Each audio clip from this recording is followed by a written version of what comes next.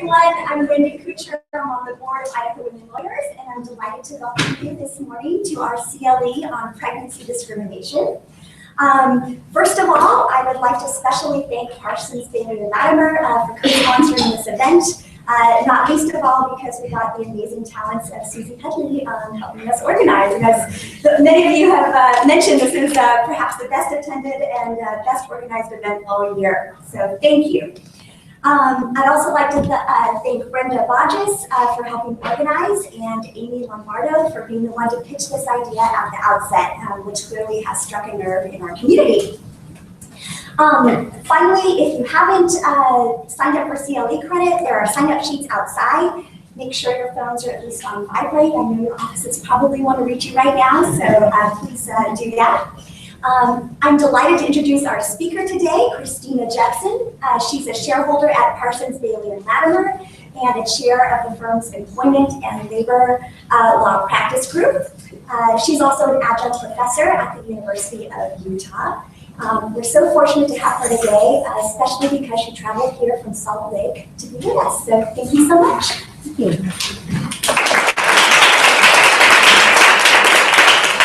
Good morning. This is going to test my eyesight just a little bit, maybe yours too. Did everyone pick up the handouts and back? Okay, there's two. So grab those if you haven't. So as mentioned, I practice employment law. I've been doing it for 20 years, unbelievably. And much has changed over those 20 years. Some of you who have been practicing, and this is a really moving area of law, and I think it's really exciting. How many of you here practice employment law on some sort of regular basis? Okay. How many of you are just here because you're interested in the topic? All right. How many are just here because you want CLE and you have no interest in the topic whatsoever? How many are here because you're pregnant? Just kidding. So, oh, you are, good, okay. So I go to yoga with my husband quite a bit, and the yoga teacher will often say, is there anyone in the class who's pregnant that I should be aware of? And I want to just raise my hand just to make my husband go into cardiac arrest. So I come from the employer perspective primarily because I represent employers mostly. But I also will counsel plaintiffs from time to time. I don't bring charges or complaints for them, but I'll counsel them. But also, in terms of my perspective here, I'm a woman. I've had a couple kids, have a couple stepkids who've been pregnant. So I'm very interested in women succeeding in the workplace, and this is a big part of it. So I think I have a pretty balanced view on this topic. But if I don't, raise your hand and tell me if I'm wrong. Pregnancy discrimination is probably a little bit broader than that. We're going to be talking about discrimination, accommodation, kind of the full range of topics that come up with employment law. And we're going to talk a lot about this Young case. Has anyone heard about it? We're going to talk about that, but I want you to keep in mind that in a lot of ways, Young is not what matters most in this area. So we're going to go through it, but so much of this is about the ADA, and I call it the ADA because I don't like to say ADA. So anyway, so when you're talking about pregnancy in the workplace, there are really three major laws that you need to keep in mind. And the first one, we're going to call it the PDA today, but it's the Pregnancy Discrimination Act. And when that was passed in the 1970s, it was passed to make it explicitly clear that Title VII's inclusion of sex discrimination also included pregnancy discrimination, pregnancy-related conditions, those sort of things. It seems pretty obvious, but some people, the obvious isn't obvious, and you have to kind of knock over the head with a statute. So it was passed. The first clause of the PDA says sex discrimination under Title VII includes pregnancy discrimination. So if you come to work pregnant, they're like, yeah, we really don't like pregnant people, you're out of here. Which happened back then, maybe still happens from time to time. That is discrimination. Now, what's really interesting for our discussion today is when they passed that statute, they included a second clause in the pregnancy discrimination. So on top of saying, if this is part of sex discrimination, there's a second clause in the PDA that says, we'll look at the exact language, but basically that you have to treat pregnant workers the same as other workers with similar ability or inability to work. And so that's caused some pause, like what does that mean on top of just calling it pregnancy discrimination? So we'll talk a little more about that. And then you have the ADA, which is really, really critical because for those of you who don't practice employment law, under the ADA, you're required as an employer to accommodate disabilities if you can do so without undue hardship. And prior to 2008, there was a lot of case law that really limited what could be called a disability. And Congress again, enacted legislation, amended the ADA, which is why it's now the ADA. But so now it's much easier to show that a medical condition is a disability. And many conditions related to pregnancy now qualify as disabilities and have to be accommodated if you can do so without undue hardship. So that's really changed the entire landscape. And then finally, of course, you have the Family Medical Leave Act, which only comes into play if you have 50 employees, and there's different ways of counting that.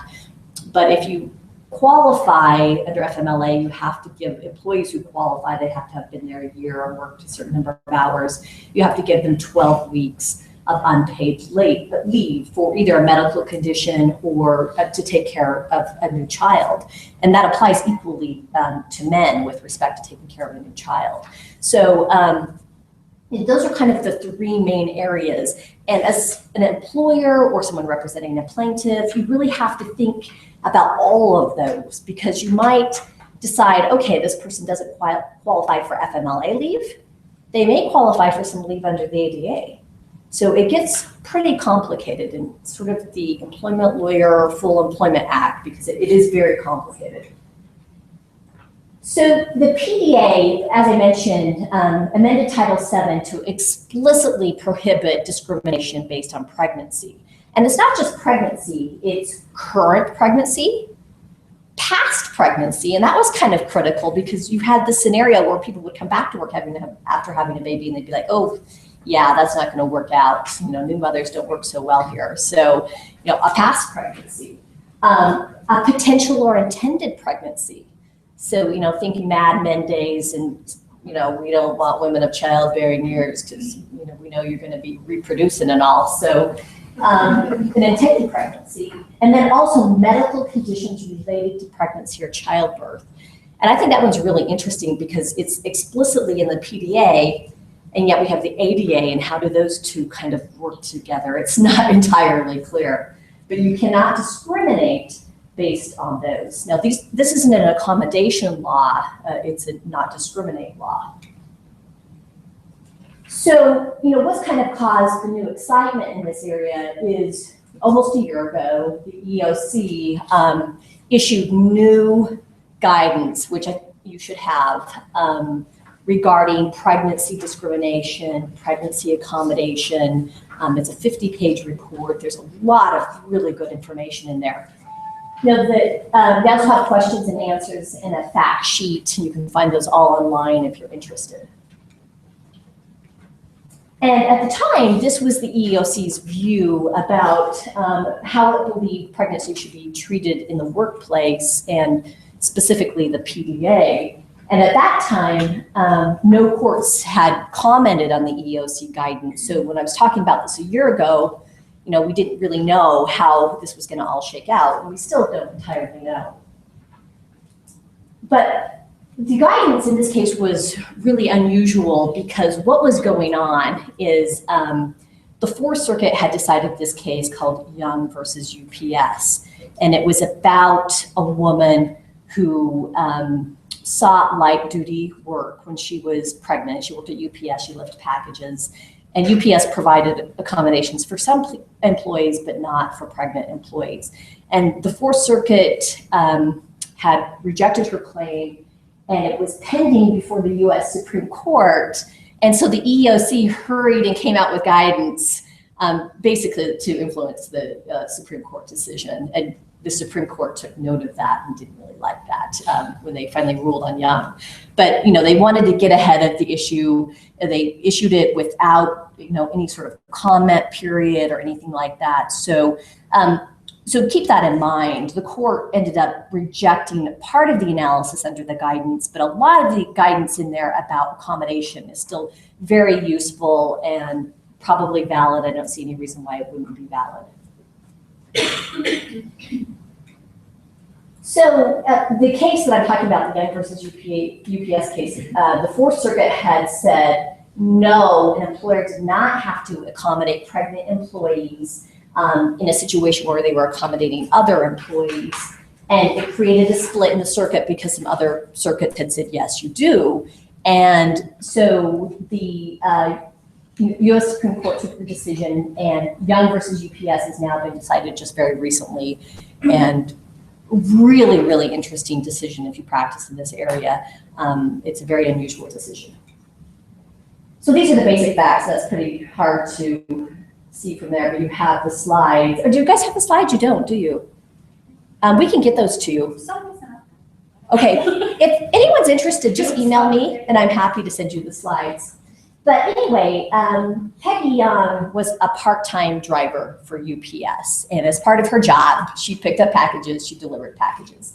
And it was a requirement that you be able to lift up to 70 pounds. Yeah, that's hard, not pregnant, and potentially up to 150 pounds with assistance. When she became pregnant, and Ms. Young was an interesting, in terms of her pregnancy, she had had a number of miscarriages. And so when she got pregnant, her doctor said, no lifting more than 20 pounds during the first 20 weeks of pregnancy, and then after that, no more than 10 pounds because of the risk of miscarriage with her. So what do? You're UPS, and your employee comes to you with this scenario. She's a driver, she has to lift packages. She doesn't deliver the big packages.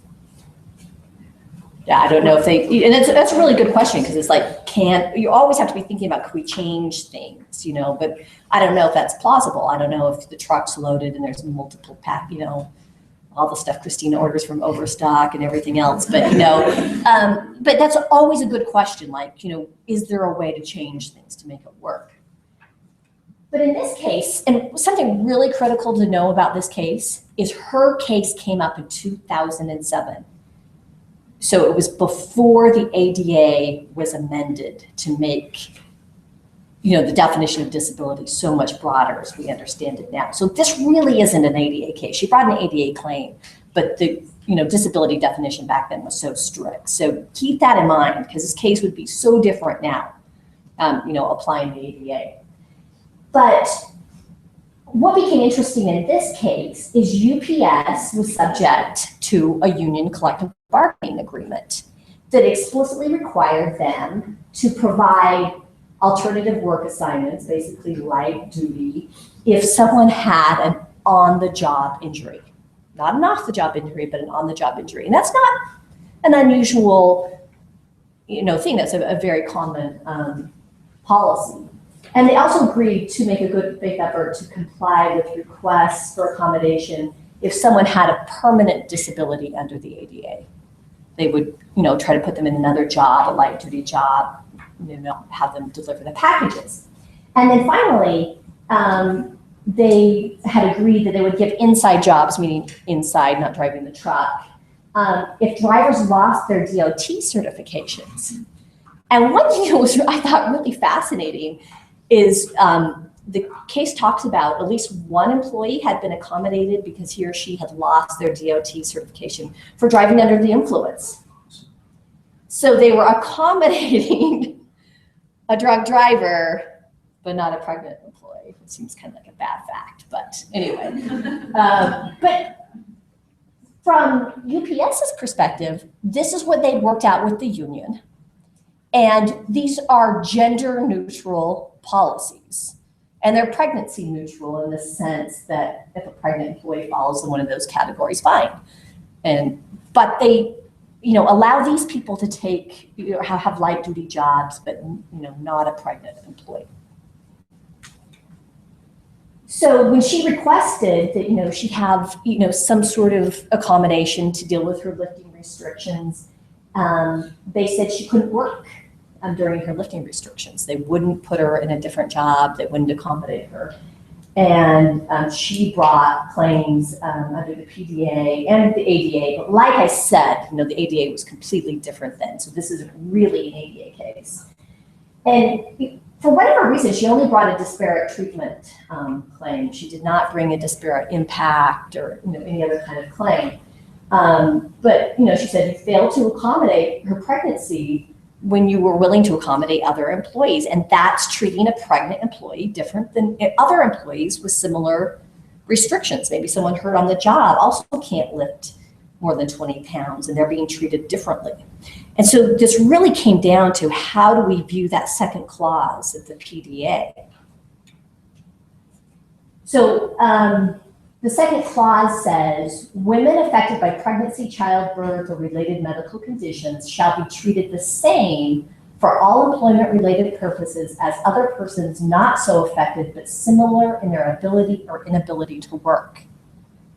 And remember, this is on top of the first clause that says pregnancy is included in sex discrimination under Title VII. So this is on top of this. And, we know from, constructing legislation that no language is considered superfluous, right?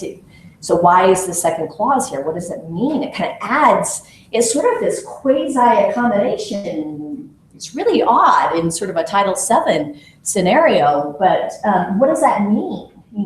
Treating them the same as someone similar in their ability to, or inability to work.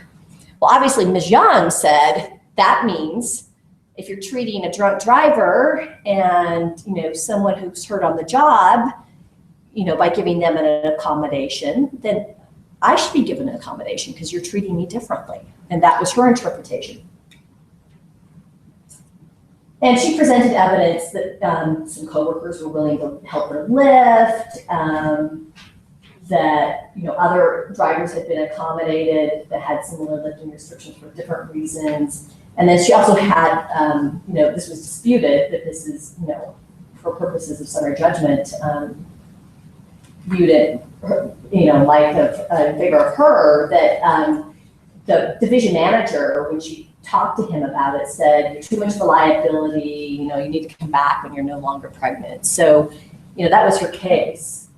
And UPS, of course, read that second clause very differently. UPS was saying, okay, we can't treat them differently. Fine. Pregnant people are not treated differently. If you fall in one of those categories, you will absolutely be given the same accommodations, whether you're pregnant or not. And both of those seem to kind of work with the language, and no idea exactly what Congress meant by all of that.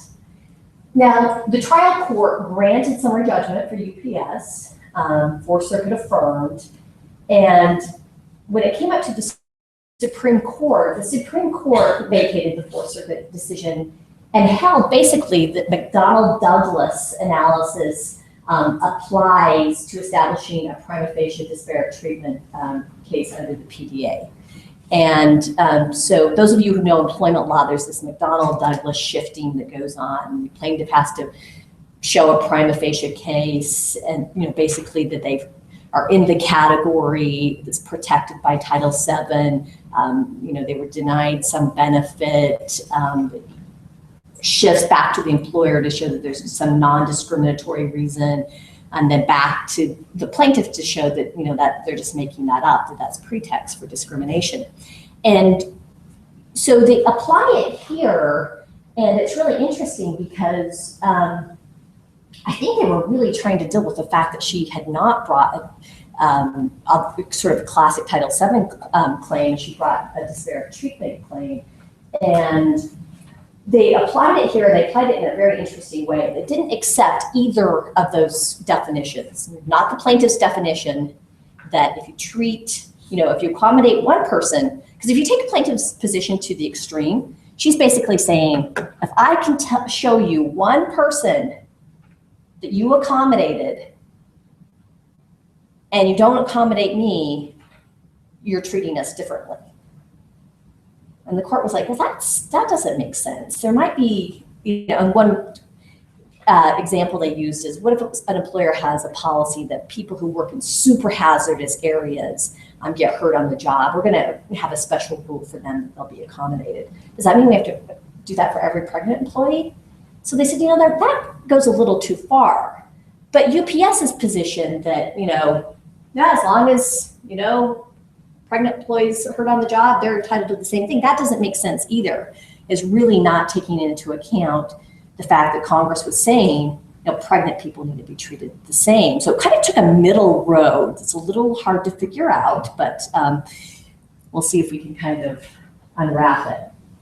So the court said that if an employer, denies a pregnancy-related accommodation, the employee can show a prima facie case under the PDA by showing she's in the protected class, she's pregnant, right?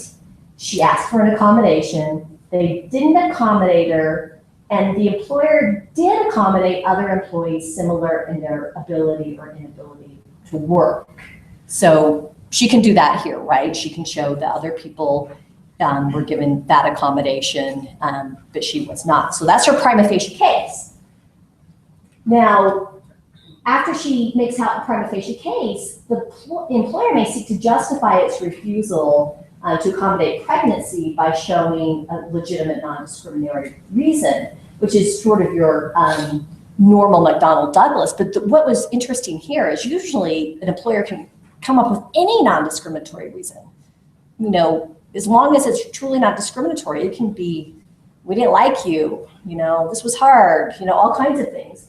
Here, the court made it much more difficult for the employer. They said that consistent with the PDA, you can't just say that it's more expensive to add pregnant employees to the list of people who can be accommodated. You can't say that it's less convenient to add them. You can't just say that adding them as a group of people who can be eligible for accommodation is just kind of hard and expensive. You have to come up with something more than that.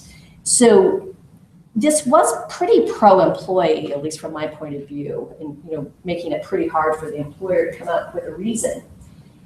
And then even if the employer can come up with a reason, the burden shifts back to the plaintiff, and the plaintiff can show that there's an issue of fact if she can show that the policies impose a significant burden on pregnant workers and the reason offered by the employer really isn't sufficient enough to justify that burden on pregnant workers. So as far as I can tell by reading this, and anyone who's familiar with the case wants to chime in, please do, and the employer has to really say, we accommodate this group, and there's a really good reason for doing that and not including pregnant people. And that's going to be pretty hard to show. Like I said, there might be some rare circumstances where maybe there's a seniority program, maybe there's, like I said, someone working in a super hazardous area is hurt on the job, but I can't see very many scenarios where that's going to fly. If you categorically exclude pregnant people as someone who are, this all comes back to the fact that the employer had a policy where they allowed light duty for some people. Now, if they don't have a policy that provides light duty for anyone, then that's not discriminatory. Now, then you'll be talking about ADA, of course, but you won't have a PDA claim. So this only comes into play where employers have at least either have a policy where they provide some sort of accommodation for other employees. And here it was light duty, but it could be anything. It could be time off, it could be other things. Or they just have a practice of doing it. They have accommodated people. Someone had a heart attack and they let them have light duty for a while. And why doesn't the pregnant woman get that? So it's a really kind of unusual case. It's not the normal McDonnell Douglas analysis, and it's pretty pro-employee in terms of requiring employers to not discriminate against pregnant employees and allow their policies that allow accommodation to apply to pregnant workers. Any questions or comments so far? Yeah. I do. What I've been kind of thinking, what the approach would be a temporary medical condition. Mm-hmm. But then you indicate that the Supreme Court says the burden, the issue is there a significant burden on the pregnant worker? Right. Isn't that usually, is there a undue burden on the employer to accommodate? So the employer, yeah, I mean, this analysis is all just kind of turned on its head. And you're talking ADA undue hardship comes in Right. directly, but here, in terms of discrimination, if an employer has already decided that they're willing to provide accommodations for some employees, they've already said, okay, it's not an undue hardship to do it for some people. So what's the reason we're not doing it for pregnant employees? And I think I have this in my slide, but oh yeah, this is, the court said that if the facts did show up, the fact that UOPS accommodates most non-pregnant employees with lifting restrictions by categorically failing to accommodate pregnant employees, that would probably not be a sufficiently strong reason. There's no, what's the justification for that? And they also talked about if it turns out that whatever the employer's policy is, that they're accommodating a lot of non-pregnant employees and they're not accommodating pregnant employees, that's probably going to be enough for it to go to the jury. Yeah. One area that Idaho employers probably should look at is, in like many states, Idaho employers often implement a return to work program to minimize their time loss benefit exposure for an on-the-job work injury. So even though that doesn't sound like pregnancy related, that's where the exposure is triggered often now given. Absolutely. And so in terms of if you're looking at which policies and practices to identify, it's often your return to work program under your workers' comp policy, which sometimes is in your risk management program, not your HR program. So right. So just like UPS had a policy that if you were injured on the job, you could be given light duty. That's a very typical policy for return to work under workers' comp. They want to get people back to work. So, you know, you'll have a policy that they can come back to work, they can have light duty until they're recovered. Now you have to question, is that policy, you know, being allowed for pregnant employees too? I mean, how is their situation that different? You know, they have pregnancy by its nature is a temporary condition, right? Not more than 9 months, and you know, probably whatever the condition is doesn't manifest until, you know, later in the pregnancy. So that you're absolutely right. That's one of the big risk areas. Yes, sir. Yeah, I had a couple of questions. They really relate more to the ADA because I'm seeing the. We're going to go a lot into that. Oh, then you want me to hold that on? If you could ask. Okay. First of all, you know, I would always advise employees under the old ADA, the Pre-Amendment Act, that normal pregnancy, whatever that is, is not generally considered a disability. Right. And that was very true, easily kind of the answer under the pre-2008 amendment. I'm wondering what your take is on that issue. If I said, okay, it's a quote unquote normal pregnancy, would that possibly be a disability in your eyes under the amended act? So the EOC has official opinion that a normal pregnancy is not a disability. You have to show something more. And we'll kind of go through a list of things, but there's a lot of things that could come up. And then, then the other issue is under the ADA, I think the way the law breaks out is that generally, if you do have a disability and you have a duty to accommodate, the employer does have to change its policies to make it, if it's not an undue burden, then it's a reasonable accommodation. But written on top of that is the one ADA decision on accommodation, which is Barnett, which basically says a union contract will generally trump a disability. I guess my broader question is, did the employer try to argue in this case that, hey, we negotiated a deal, Barnett says that we don't have to change a union contract, as opposed to one of our own policies? I'm just wondering. But that case was an ADA case. Exactly. This is a PDA case. Right. I was wondering how much into the ADA, because this is starting to move toward an accommodation issue. The second provision is really being read. Yeah, that's what is so unusual is the PDA, purports to be just an amendment of Title VII discrimination, but the second clause is really moving into accommodation territory. And then we have ADA on top of that. So it's tricky.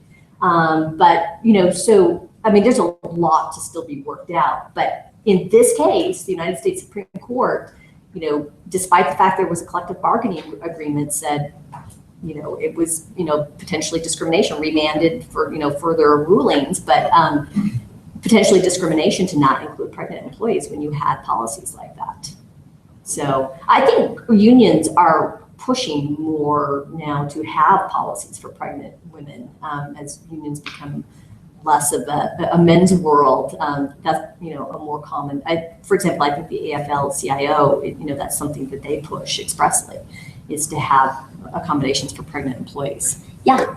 So with this analysis, since this really focuses on accommodations, this would include breastfeeding after somebody comes back, and whether an employer would accommodate somebody or would not accommodate to give somebody some time to breastfeed compared to if the employer had a policy, maybe they let somebody check or if they were diabetic or something Right. like that. You'd have to find some sort of Yeah, it all comes down policy. to, right, it all comes in, the PDA is all about discrimination. Yeah. There's not an affirmative accommodation duty, but if there's some other employees being given a benefit, you have to question whether, that should apply somehow to the pregnant employee. Now, there's the lactation rules, and employees have to be allowed time and space to pump milk. So, that's already the law. So, whether, so you're talking about something in addition to that? No, actually, that answers my question. Right Yeah, okay. But you're absolutely right that, say a diabetic employee was given time off, time off work, to go check, then you have to start saying, okay, do pregnant employees need to go take a rest or a break, and why is there any difference in the treatment of those two employees? Okay, so one thing that was interesting is the court completely disregarded the EEOC guidance with respect to just this question of how to interpret the second clause of the PDA. And they really called the EEOC out on exactly what they did, which is they rushed out this guidance to try to influence their decision. And they said, this wasn't thorough, wasn't consistent with their prior positions, and we're just basically not going to give a credence in this case where we normally give EEOC guidance more credence. So, but what does that mean for the rest of the guidance? The rest of the guidance, I guess we'll find out as it comes up, but the rest of the guidance seems pretty strong to me. It's mostly about ADA accommodation, and it seems to be on point with respect to what the law is and some really good examples. So they didn't throw it out. The Supreme Court didn't throw it out altogether. It was just on that one small point. And it was that one small point that caused the EOC to get that out so quickly. So I think the guidance is still pretty helpful for other purposes.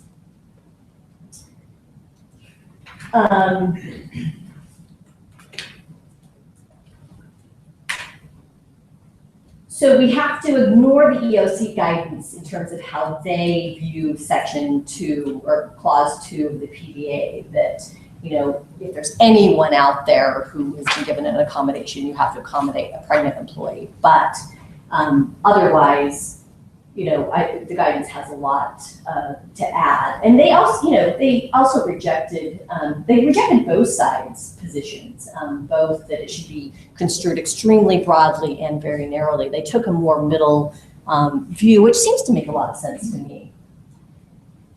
And this was something they said in particular that I thought was interesting. They said that if they took Young's approach, that if you can find anyone who's been accommodated, then you have to accommodate a pregnant employee, but not anyone else.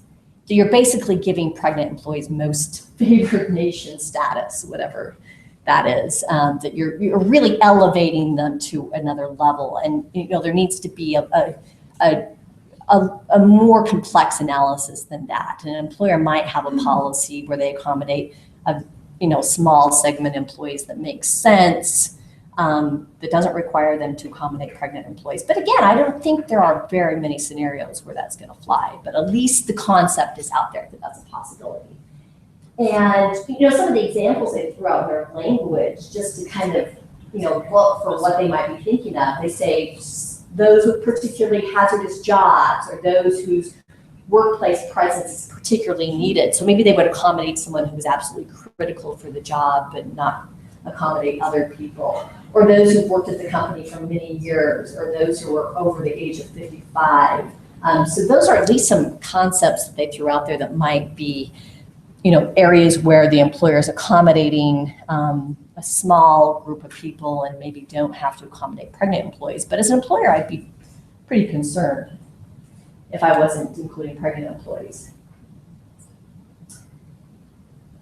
Okay, so let's move on to the EOC guidance because I really want to unpack what's in there that I think is still really useful.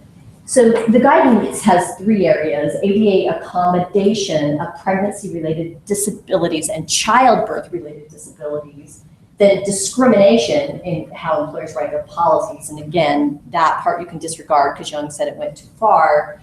And then discrimination, how employers treat pregnant employees and parents. And that's basically stereotyping. A woman's not going to work as hard after she has children. A father's not going to work as hard after he has children, those sort of things.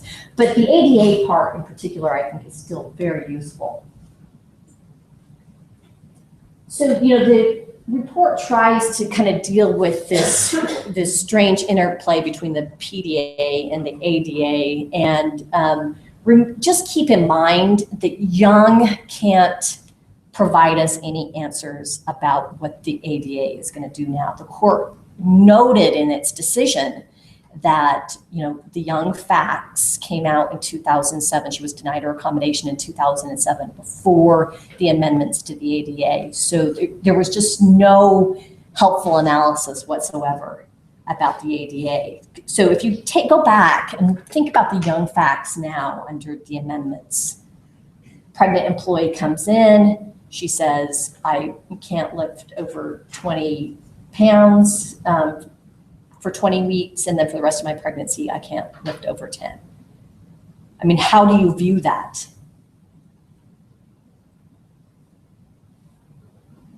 What's the employer's obligation?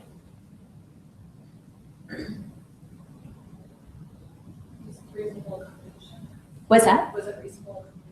Right, exactly. You have to go through the reasonable accommodation analysis of the ADA. So it's not just the PDA. So now we're not just looking at, is there a policy where other people are accommodated? That's just one part of the analysis. Beyond that, you have to just straightforward say, all right, is this a disability? Yeah, a lifting restriction is going to be a disability under the amendments. Do we have to accommodate this person? You have to engage in the interactive process, figure out, okay, what can we do? This is short term. Is there something else she can do for a while? Or, does she drive with someone else who can help her lift the heavier packages? You have to go through all of that analysis, to figure out what you have to do with this employee. So that's why you have to be a little careful with Young, and, that's just one piece of the analysis.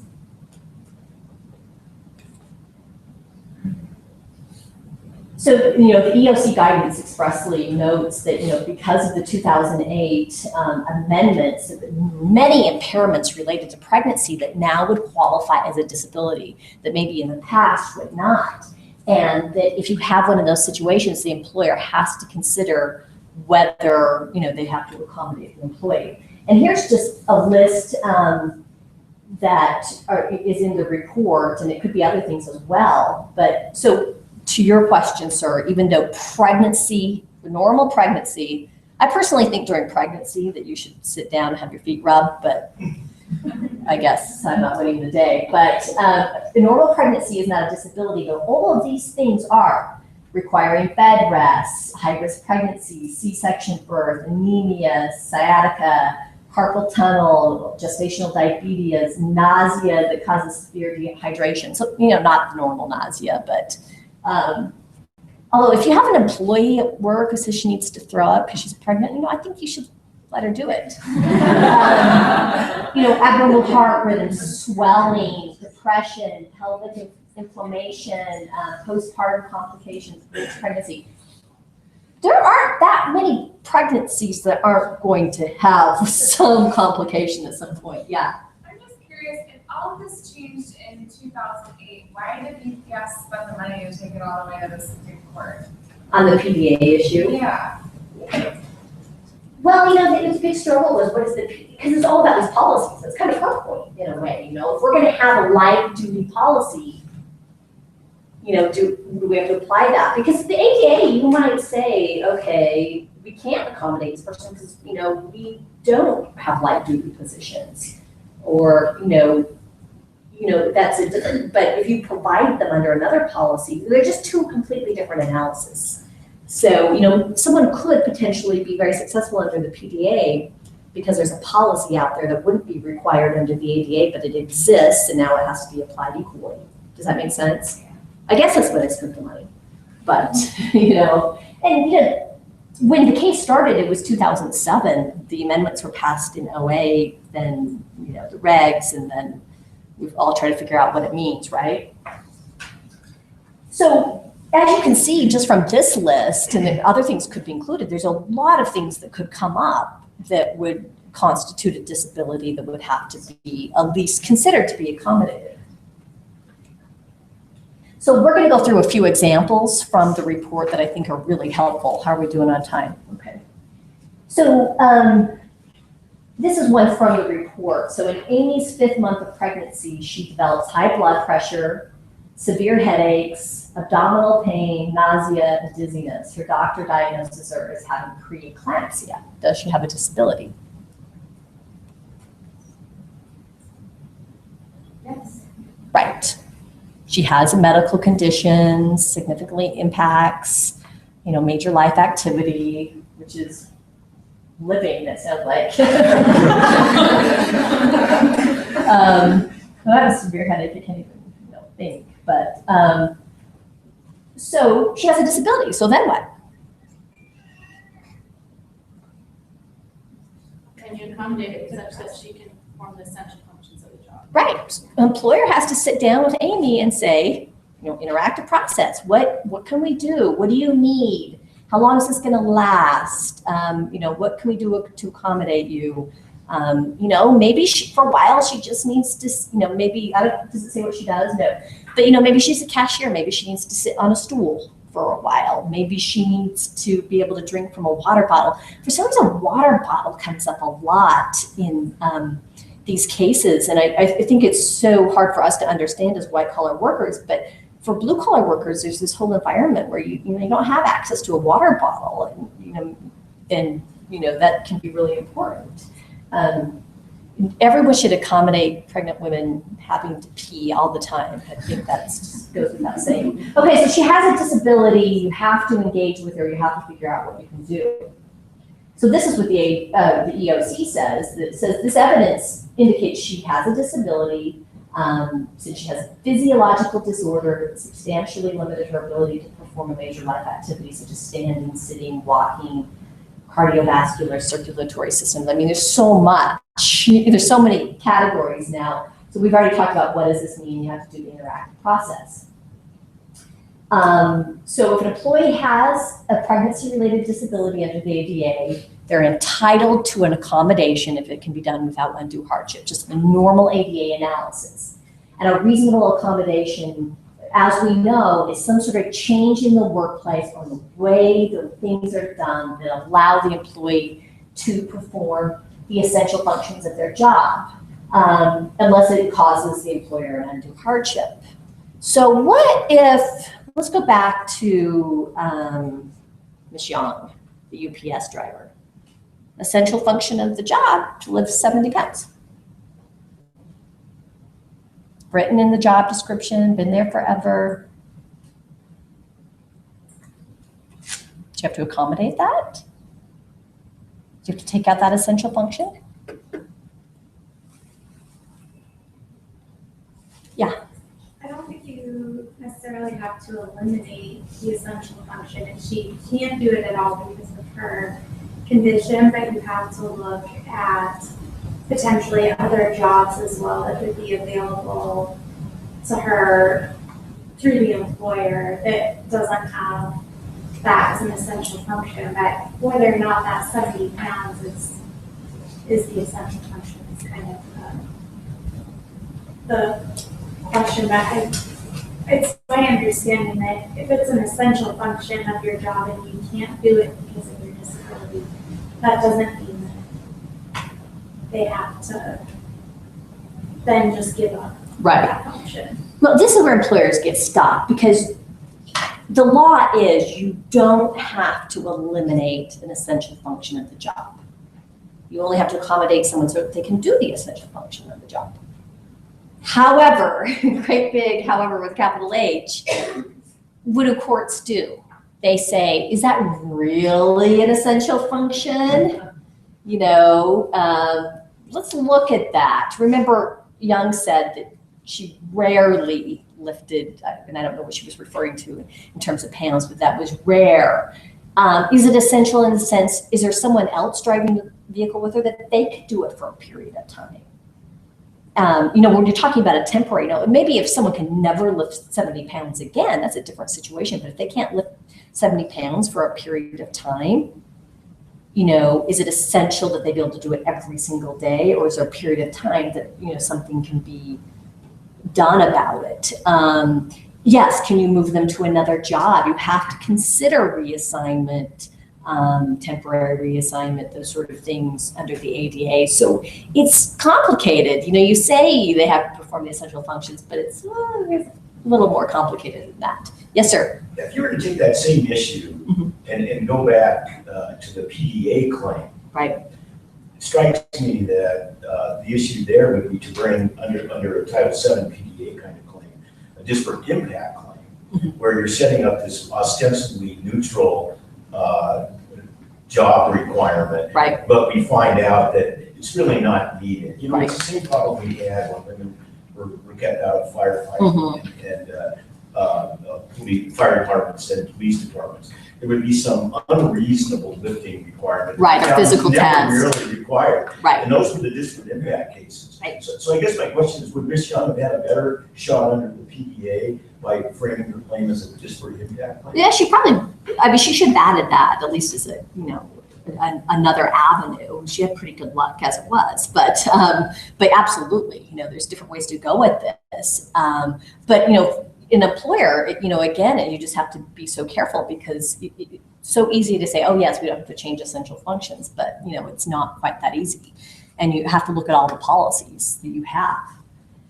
And then, you know, hardship, that's always, you know, is it a hardship for UPS to let her not lift over 20 pounds for a period of time, or to have light duty or do something different for a short period of time? You know, for UPS, that's going to be a harder case. They're a very big company, right? You know, if you're a smaller company, you know, it could be a very different result. That could be an undue hardship if your key employee, they're the person who lifts everything and they can't do it. That could be very different.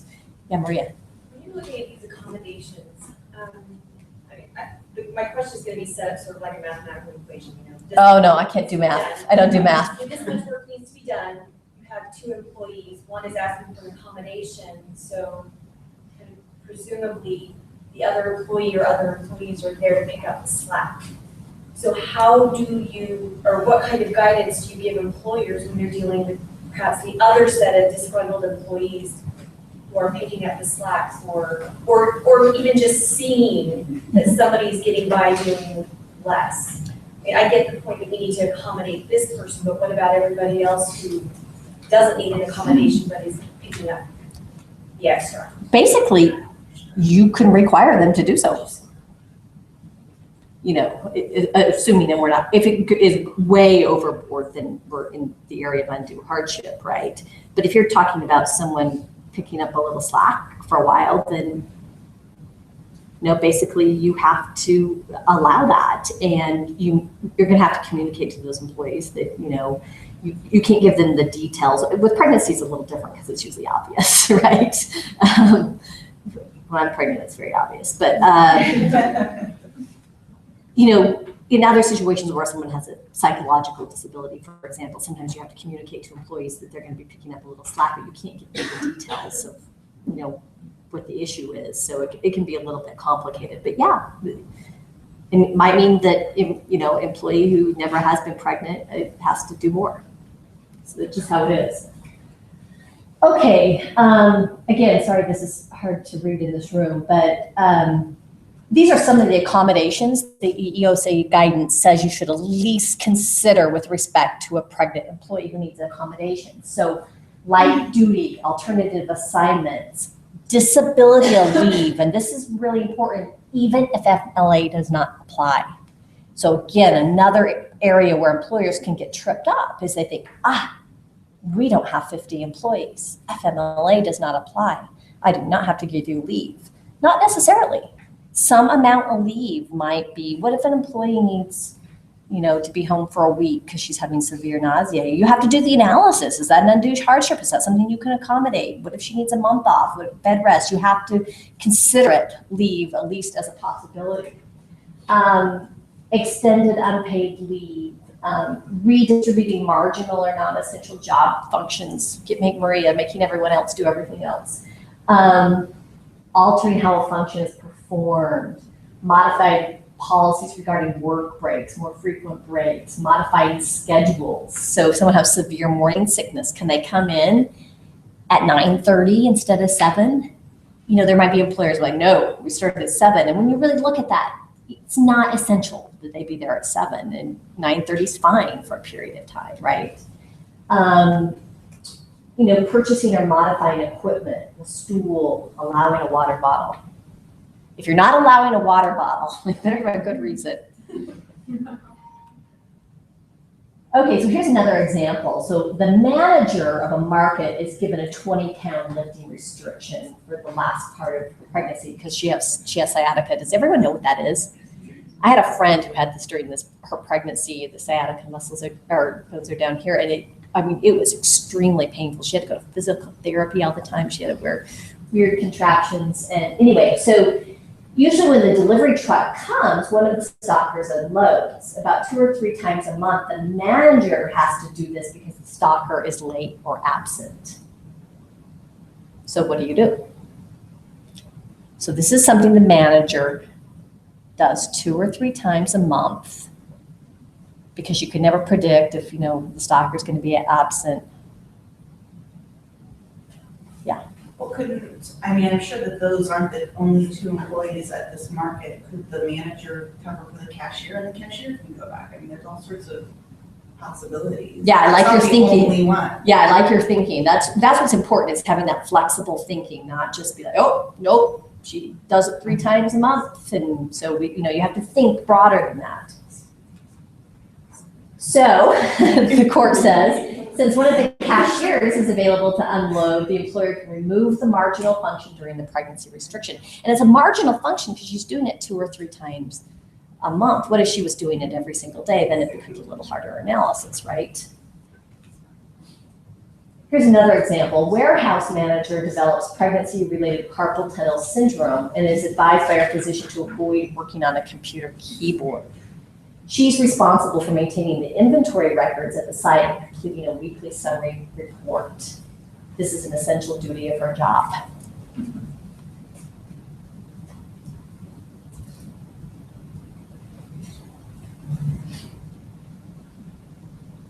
Yeah. One of those would be by dictation. You guys are just so smart. So the regional manager works with her to find an accommodation. This is how the EOC always writes everything. It all works out lovely. She approves a plan whereby at the end of the week, the employee's assistants input the data required for the summary report into the computer based on dictated notes, with the employee manager ensuring the entries are accurate. So it's that flexible thinking again. Is there something other than the keyboard? Yes, ma'am. I want to change this a little bit. Let's assume there are 3 people in that office. And nobody's available to help input. And that's an essential function. What's the answer? Nobody's available to help? So it's just, well, that's probably undue hardship. But you have to think. You have to really put on your thinking cap and make sure, because it all goes down to, if I go to a jury, are they going to come up with something? Are they going to think that was, being draconian, or that really truly was an undue hardship? Yeah. They take that, and I don't mean by another person. So computer program dictation, she's saying. There are programs where you dictate and it just types. I like that accommodation better, but do you think they could force the employer to hire someone at a relatively low salary rate to do it? I've never seen hiring another employee as something that would be required to do. But have you seen Well, that? I mean, if you have a person who can't see, you might want to hire someone to escort them up to upstairs. I mean, you know, I don't think hiring is out of the question. Yeah. Yeah, well, you never know what's out of the I question. mean, I with think the that's a ABA. better accommodation. Yeah. It's a lot simpler. Yeah. Okay. You know, it depends on the size of the employer, obviously, it's a big difference. Here's another one. An account representative at a bank is diagnosed cervical abnormality, is ordered to remain on bed rest until she delivers. The employee has not worked long enough to qualify for FMLA. She has some sick leave, but not enough.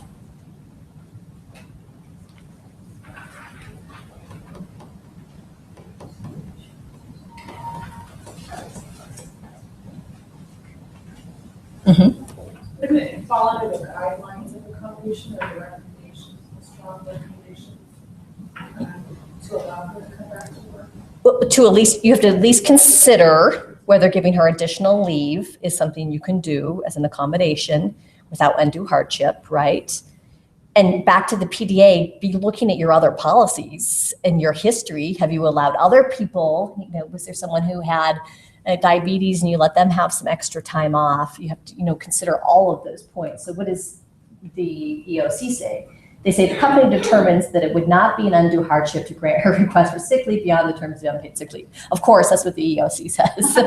Yeah. Well, I'm not sure with an account representative of the bank, but a lot of cases they're looking now, can the person perform the work while they're on bed rest, or can they provide some accommodation where they can do work at home? Telecommuting. So yeah, the big thing, you know, really big area in the ADA now is telecommuting, a reasonable accommodation. And it's so dependent on the job, right? If I'm a factory worker on a line, I can't telecommute. Can a lawyer telecommute? I telecommute all the time.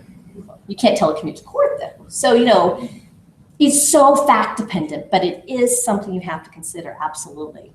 Did you have a question, Amy? Sorry, no, we're out of time. If you're a large employer, is the general rule that you have to do More? almost any accommodation? No. To me, it seems like, if you take the UPS example, I never see two drivers in the same UPS. Yeah, and I don't know what the situation was.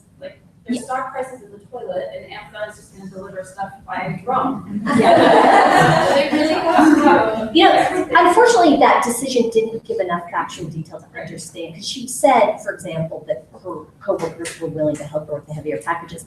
I don't know if that means putting them on the truck. I don't know what that means specifically in the context of that job. But your question, does a larger employer have to do almost anything? Well, they don't have to do almost anything. There's the undue hardship analysis still applies, but a larger employer is going to have a greater duty. Absolutely, they have more.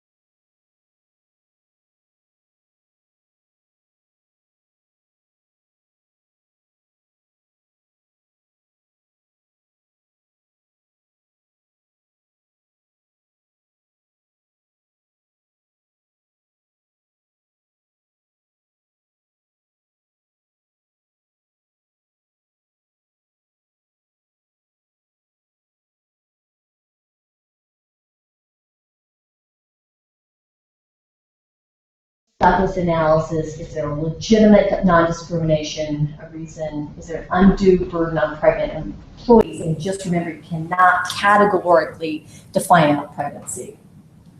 We can go through some more examples, but I don't know if you need, do we need to shut this down? Yes? Am I getting the yes? Yes? One comment I wanted to make that I've noticed in clients that have seen is employers that are regarding the pregnant person as having a disability. Mhm. And therefore then taking an adverse employment action based on assuming that the pregnancy is a disability, when there is no complication. And like, what would be the example? For example, demoting somebody because of figuring that they wouldn't be able to handle the stress of the position while they're pregnant. Yeah. And Not only would that be regarded as under the ADA, that would be direct discrimination under Title VII and the PDA, because you were saying, this was in the context of the ADA that I was talking about. Notice Yeah. regarded as employers are getting in trouble, Yeah. assuming that the pregnancy is right. disability. But, and besides that, they're stereotyping. They're saying, we don't think you're pregnant, so you can't handle a stressful job. And, you know, that's direct discrimination. So that would fall in a lot of categories. So do you guys want to go through a few more examples, or do we need to? And anyone can leave anytime they want. Okay, Let's say thank you, and then anyone that wants to stick around. Okay, But just great. to give you a nice round of applause. Okay. Thank you so Yes, much. And, you're very clearly very effective in the courtroom and the classroom. All right, thank you. Yes, thanks, everyone. It was super fun to be here.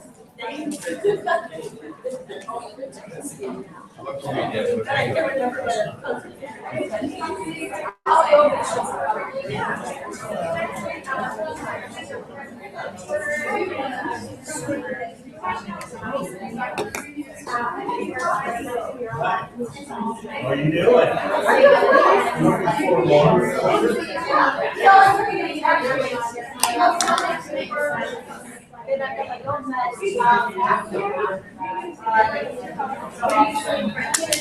Oh, good. I know we spent more time. Oh, I know. And it's just so wonderful to have so much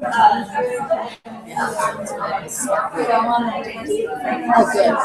Yeah, it's an interesting area. Oh, it's absolutely fascinating, and it's especially with great for counseling.